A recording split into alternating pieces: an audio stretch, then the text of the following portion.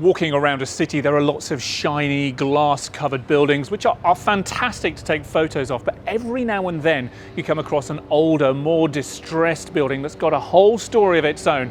And I'm going to try and find some creative ways of celebrating that age on my smartphone.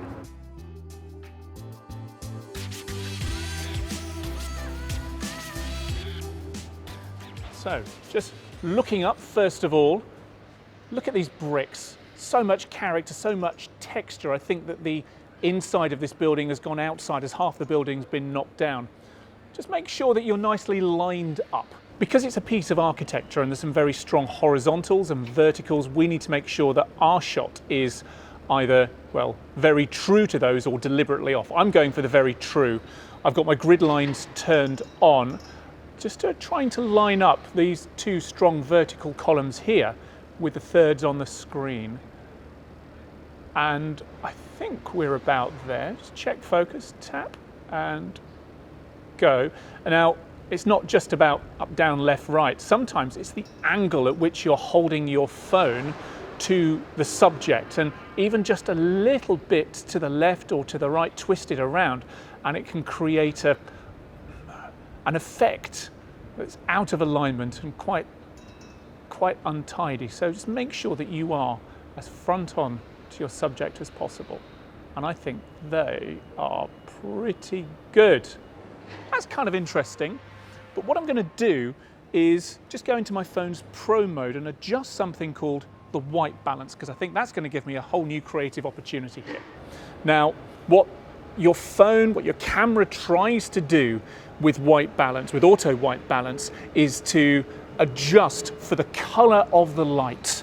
Now, we think white is white and everything's going to look the same, but actually that's not quite the case. Sometimes indoors, the light that we get from light fittings is very different to the natural sunlight we get outdoors. Phones normally adjust for that, but we can override that. So what I'm going to do is tap away from the A, which is automatic, and go to the sliders over here.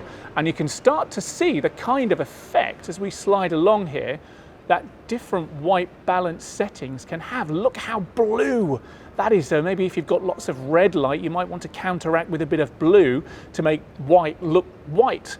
In the middle here, around about 5,000, I guess, on this scale is what we're seeing. This is the kind of natural daylight.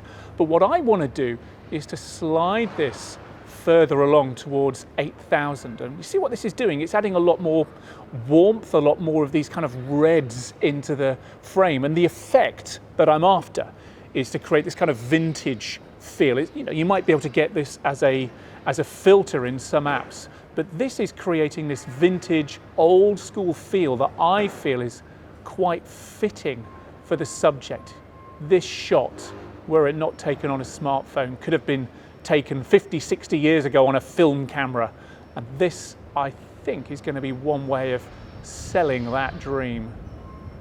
One more tap there. Very good.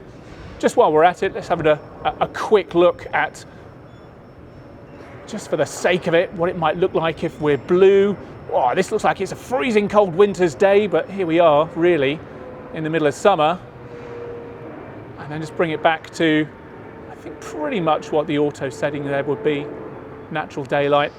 Right, got a few options there. Let's take a look, see which ones work.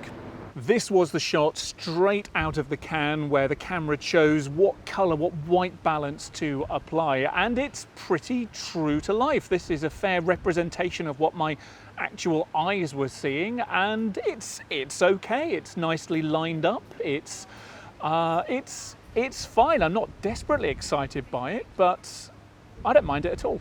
This is what happens when you turn off auto white balance and you dial all the way down to make the shot look as cold as possible. Look at the blues there.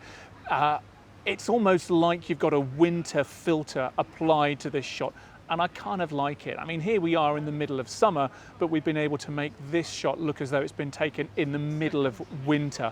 It's a fun effect, and with the right subject, I think can really add some character to it.